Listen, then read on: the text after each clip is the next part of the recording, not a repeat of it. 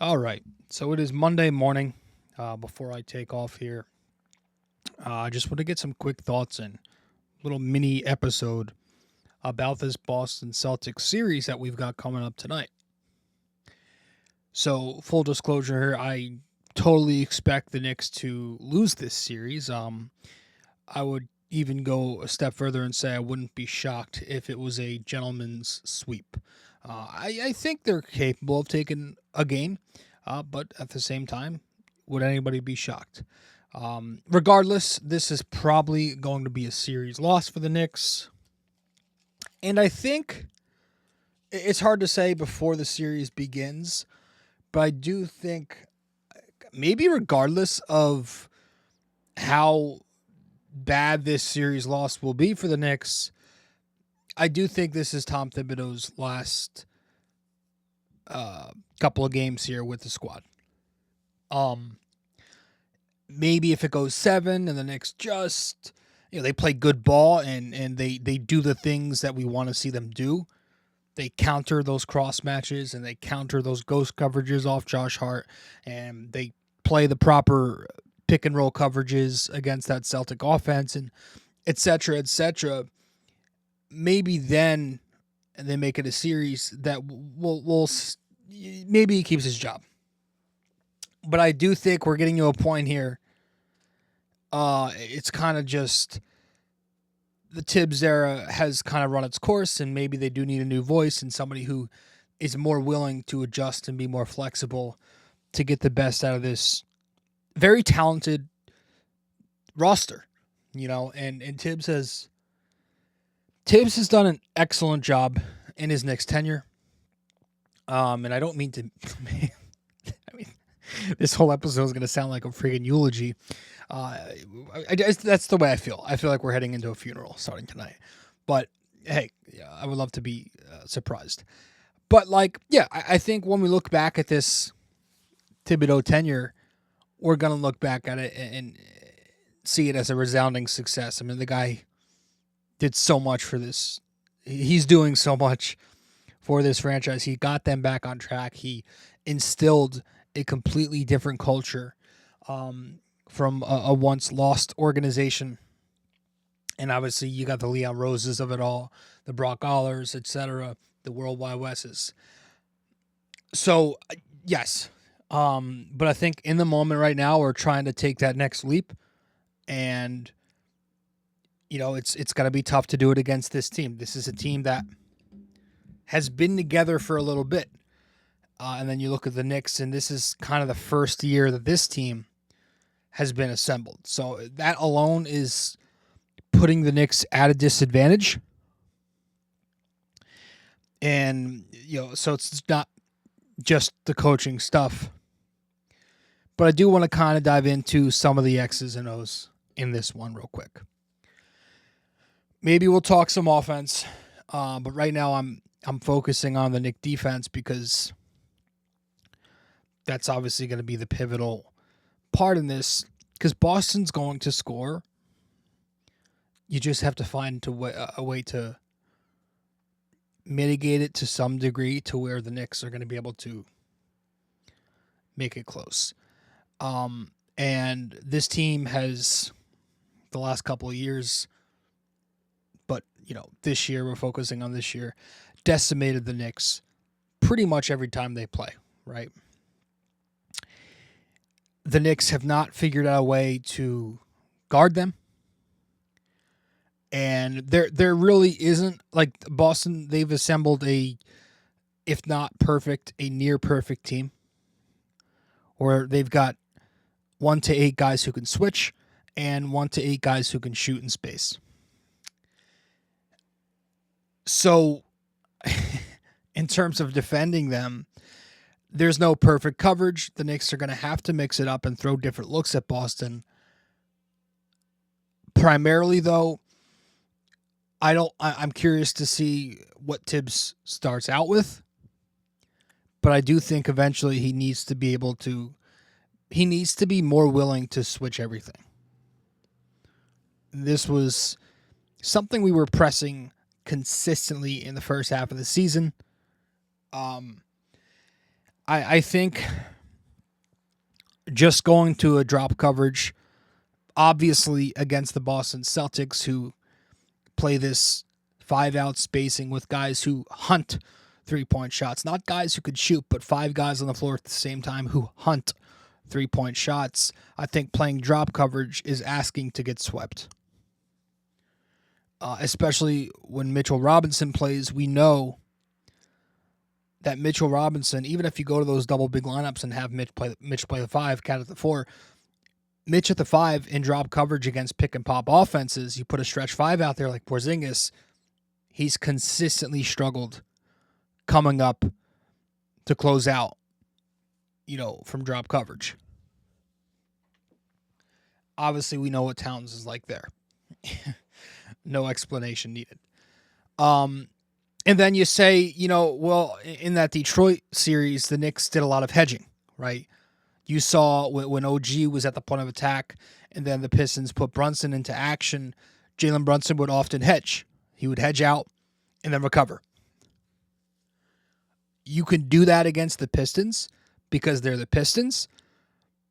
Against the Boston Celtics, going to a hedge and recover is going to a hedge. You're leaving out the recover part because the Celtics, again, they've got guys 1 to 8 in their rotation who hunt 3-point shots. So if you hedge, they're going to beat you in rotation. They'll hit the short roll, and that guy on the short roll will kick out to a 3. Or they'll just find the man 1 pass over. Or they'll hit the skip. They're going to beat you from the 3-point line if you go to a hedge. You're going to be put into rotation. It's going to be a mess. So I think we're landing at a point now where again, I don't want to say the best option for the next year, but the least, how do I put it? The option that's not the worst, I don't know, is probably to just switch everything. And I think what you do is you start by putting OG Anunoby at the 5. You have Anunoby guard Porzingis. You hide Karl Towns on a wing like a Jaylen Brown. And then you put Mikal Bridges on Jason Tatum. But you're switching everything. So if you get that Jason Tatum, Kristaps Porzingis pick and roll or pick and pop, and the Knicks switch that, now you've got OG onto Tatum, and you've got Mikal onto KP. So you're negating the pop because you're switching and you're not fighting over the top there, and you're keeping OG in the action there. And if they decide to, let's exploit Karl Towns and let's bring him into action using Brown in those pick and rolls, you can either play cat in a high coverage to force Jaylen Brown to make a play to the short roll, right? If you show 2 on the ball, or you could just switch that. If you switch it, now you got Towns on the pop against Porzingis, and then obviously your wing on the ball handler. I think that's the best way to do it. And again, when you're talking about Derek White, if Holiday plays, I would still just switch everything and live with the Brunson mismatch, because at this point, switching Brunson on a Porzingis, I would take that. I would live with Porzingis taking Brunson onto the post, where he's become a strength now, over conceding an open 3-pointer any day of the week. When you're playing this Celtics team, the goal should be to try to limit their attempts as much as possible from outside the arc. That's why Orlando went to a switch everything, because they're capable. But I think the Knicks have to live with the mismatches even when they're switching, and just say, well, I'd rather give up the 2 than a 3 to this team. Again, there's no easy option. Everything the Knicks do, there will be a sacrifice elsewhere. But I think that's the best way to approach that Boston Celtics 5-out attack. And we'll talk a little bit of offense. I think offensively for the Knicks, obviously the big key here is Karl-Anthony Towns. You've got to get Towns a lot more involved and engaged and getting his 3-point reps this series. You cannot do what you did last series with Towns against the Celtics. And obviously a lot of that starts with how the Celtics are going to defend the Knicks. And they're going to defend the Knicks just like everybody else defends the Knicks, but to a step further. Right? They're going to go into a ghost coverage on Josh Hart. They're going to cross match before going into that ghost coverage. So they will hide, or they will put Porzingis on Josh Hart, and Porzingis will be helping off. He'll be pre-rotating, and they're going to put their wing, Tatum, onto Karl Towns.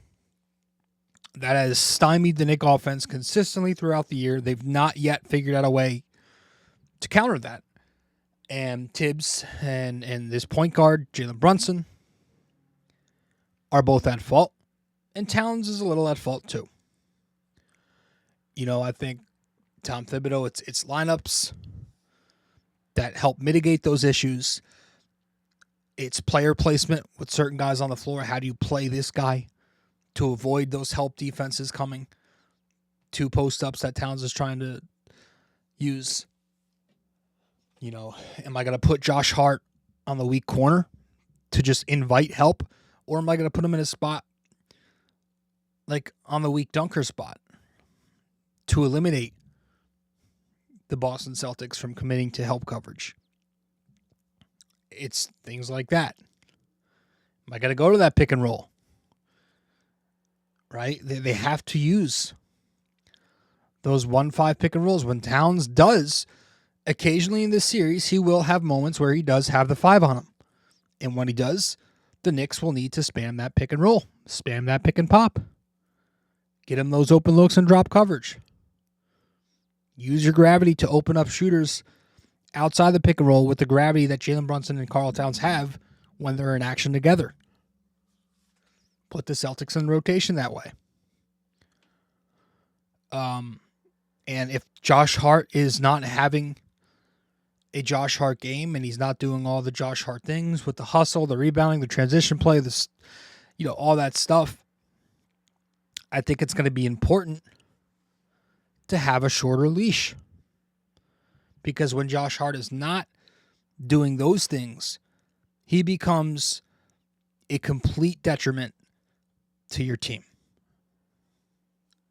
Your offense in the half court is going to shrink because Boston won't even act like he's there. So I think it's important. Obviously, Hart needs to take some of those open looks, but that's not how they're going to win the series. It's an important piece.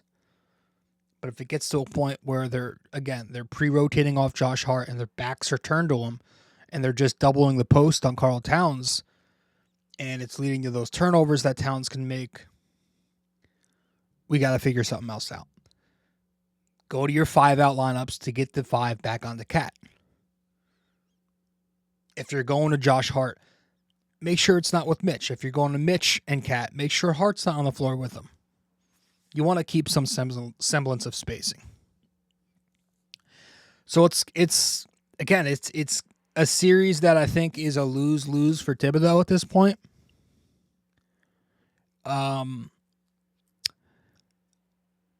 Yeah. So we'll see. I'm going into this series with, again, expectations lower than I've ever had them before during this whole Leon Rose era. I don't think I've ever felt less confident in my Knicks team, in this era as I do right now.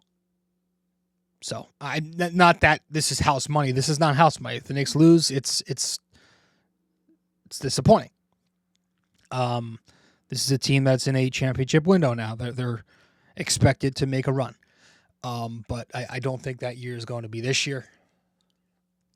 but hopefully I'm wrong. So with that said, that's it. Got right to the point in this one. No bullshit.